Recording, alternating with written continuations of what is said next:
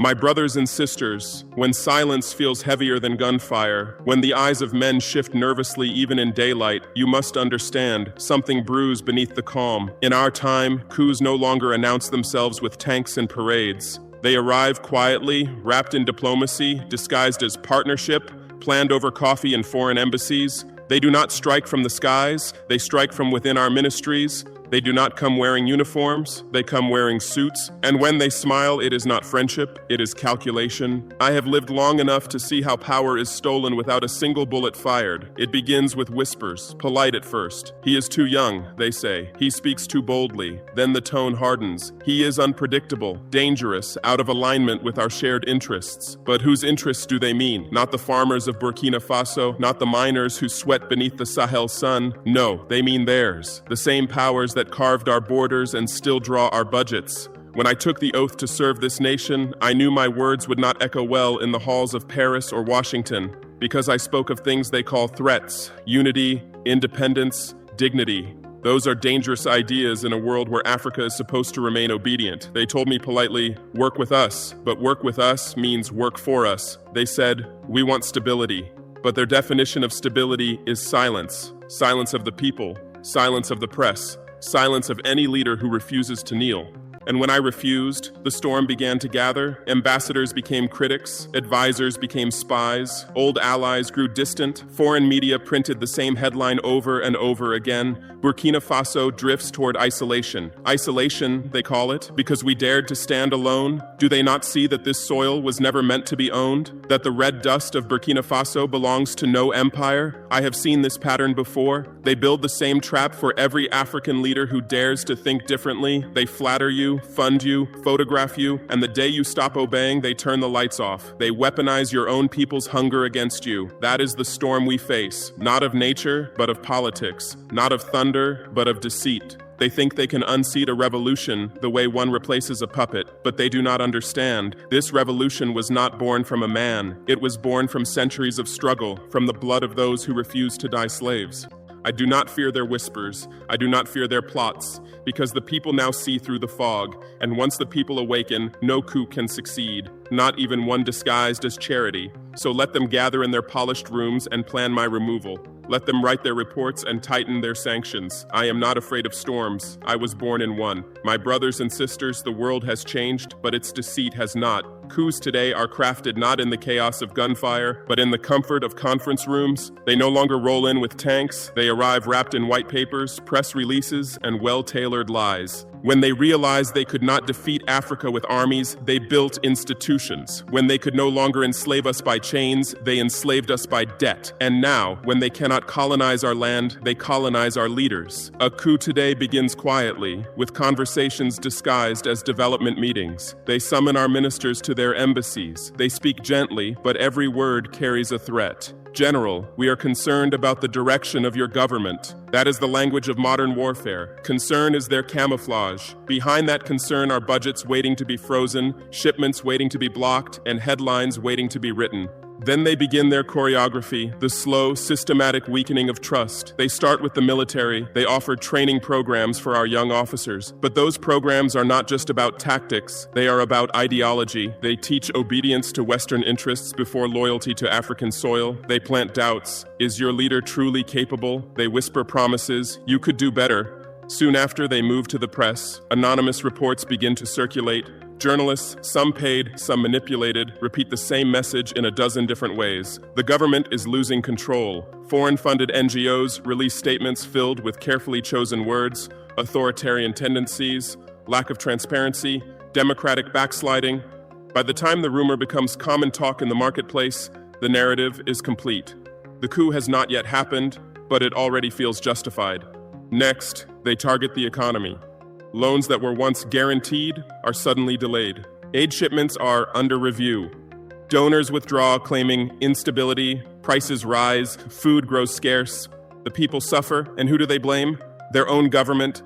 That is how they build the case for removal, brick by brick, lie by lie. And when the nation grows desperate, they send envoys to propose transition. Transition, they say, will bring calm. Transition, they say, will bring peace.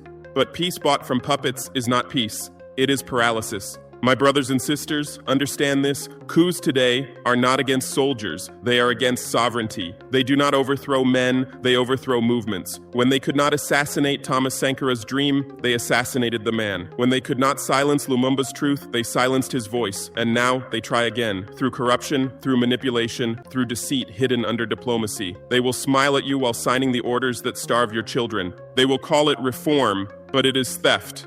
They will call it aid, but it is chains. They will call it partnership, but it is domination. And when all else fails, they will call it a coup and pretend they had nothing to do with it.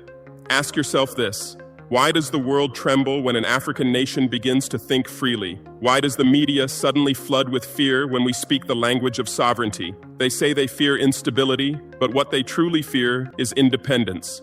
They fear a nation that refuses to kneel. They fear a soldier who serves no master. They fear a people who understand that poverty is not destiny but design. When I took power, I was not their choice. I was their warning because I represented something they could not control. A new generation of Africans who no longer ask permission to be free. And make no mistake, freedom is what they fear most, not because it threatens their security, but because it exposes their hypocrisy. The fear of a new example. You see, brothers and sisters, the West does not fear Burkina Faso because of its weapons. It fears us because of our example. If one small nation can reject the IMF, reclaim its gold, and still stand firm, what stops others from doing the same? If one young African leader can stand before the world and speak truth without trembling, what prevents another from rising tomorrow?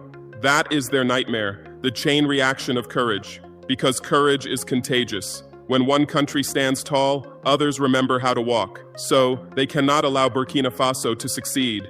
They cannot allow Africa to see that resistance works. They cannot allow our people to believe that prosperity does not require permission. This is why they isolate us. This is why they fabricate lies. This is why they fund our division. They do not need to invade. They only need to make the world doubt us. The propaganda machine, watch their media. Notice how quickly they change tone when Africa acts independently. When a Western power overthrows a government, they call it defending democracy. When an African leader does the same to protect his people, they call it authoritarianism. When they send weapons to control our lands, it is security assistance. But when we buy our own weapons, it becomes militarization. They applaud obedience, but condemn pride. That is why every headline about me begins with controversial, because to them, an African leader who thinks for himself is a threat, not a partner. The fear of unity, but their deepest fear, my brothers and sisters, is not me, it is us. They fear an Africa that speaks with one voice. They fear a Sahel that stands shoulder to shoulder. They fear a continent that trades in its own currency, defends its own land, educates its own youth, and refuses to sell its soul for loans. Because the day that happens, their empires will crumble, not through war, but through irrelevance. This revolution is not against the West, it is for ourselves. We are not anti-European, anti-American, or anti-anyone. We are simply pro-African, and that is enough to make them tremble. The unwritten truth. I have read their reports, their diplomatic cables, their think tank papers. I have seen the words written in secret. Traore represents a dangerous new model, young, nationalist, uncontrollable.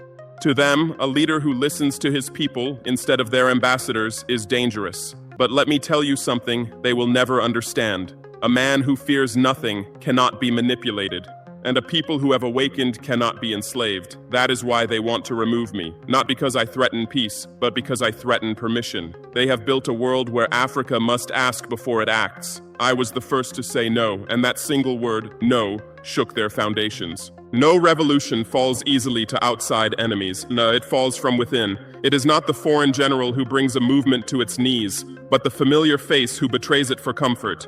You see, the greatest battle I fight is not against the West. It is against the weakness within our own walls, the fear, the greed, and the hunger for validation that live among us. The West may plan, but it cannot act without African hands opening the door. It cannot destabilize without African voices repeating its words. It cannot divide without African hearts willing to be bought. And that is the tragedy of our continent. Betrayal wears our skin. The shadows inside the system, inside every ministry, every army barrack, every state office, there are those who whisper not to the people but to embassies. They speak in the language of loyalty, but their loyalty is bought by grants and visas. They say, I am only being strategic. They say, we must maintain relations. But what they mean is, I am afraid to live without approval. It is this fear, not the IMF, not NATO, not France, that cripples nations. I have seen it firsthand. An officer proud by day, secretive by night, a minister who praises sovereignty in speeches, yet signs foreign contracts in silence.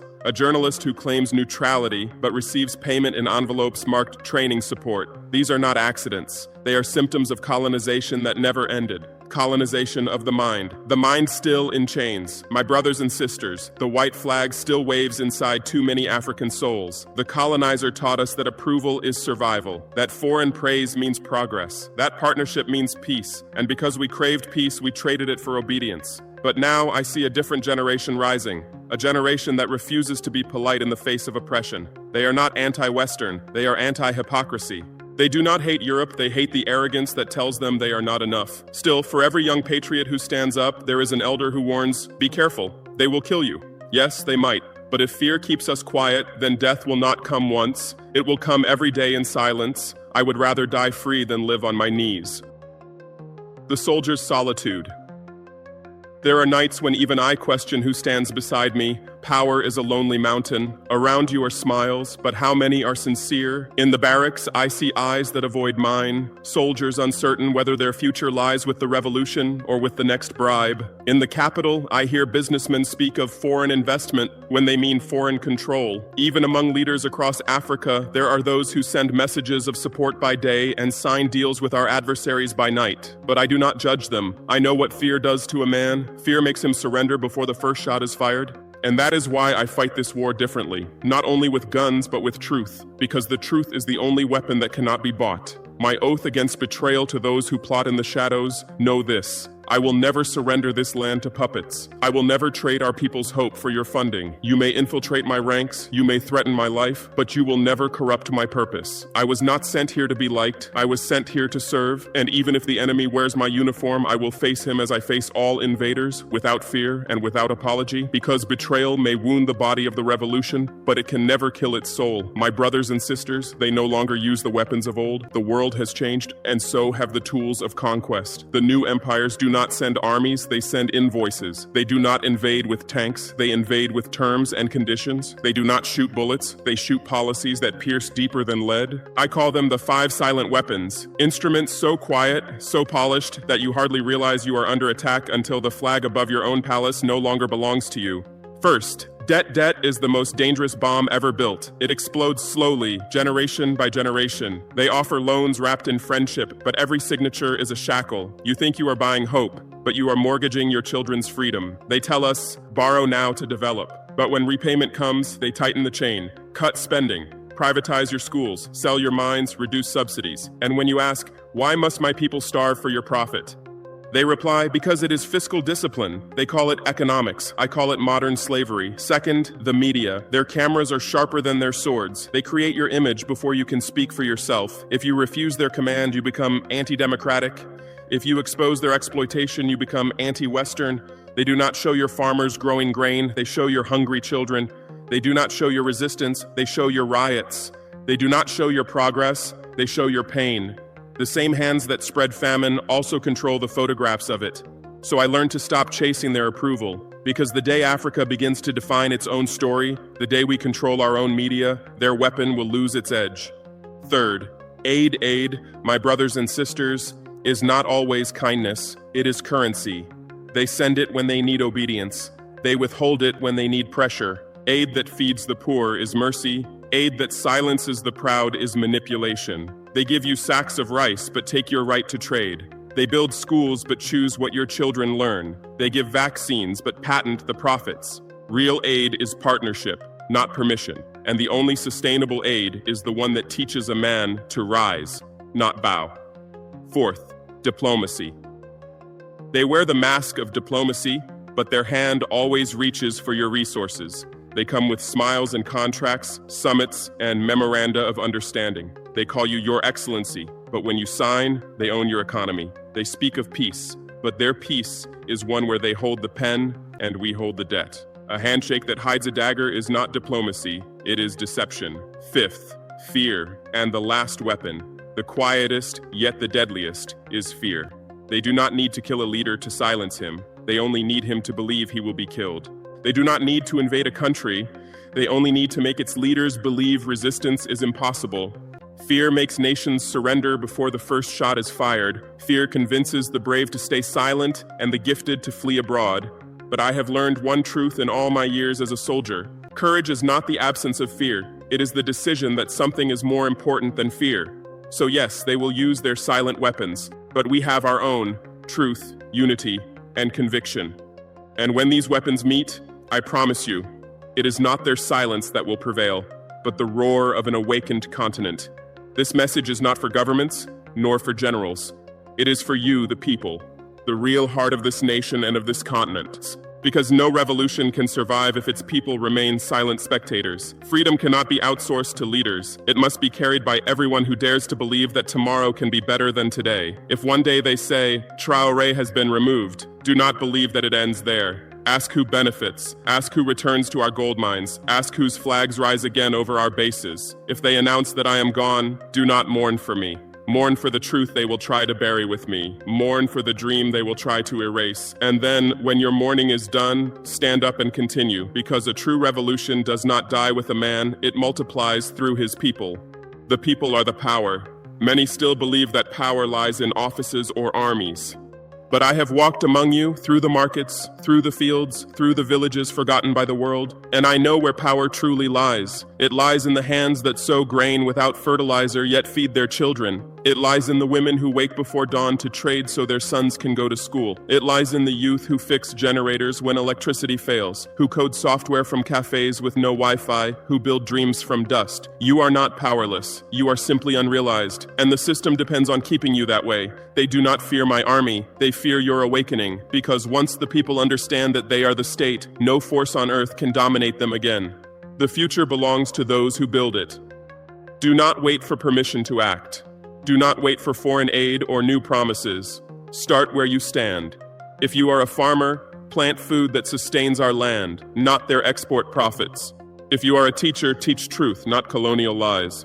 If you are a soldier, protect your people, not foreign pipelines. If you are a youth, create, even if they mock your ambition. You may think your work is small, but remember, empires crumble not by armies, but by small acts of defiance multiplied 1,000 times. Every child who learns their true history is an act of revolution. Every woman who refuses exploitation is an act of resistance. Every man who says, enough, joins an unbroken chain that stretches back to Sankara, to Lumumba, to Nkrumah, and now to you. The sacred duty of unity. Let no border, language, or religion divide us. Our enemies are united in greed. We must be united in purpose. Burkina Faso, Mali, Niger. We are not three nations. We are one struggle. The chains that bind us have the same origin, and the key that frees us will be forged together. So my message to you is simple. Do not let fear divide you. Do not let comfort corrupt you. Do not let propaganda confuse you.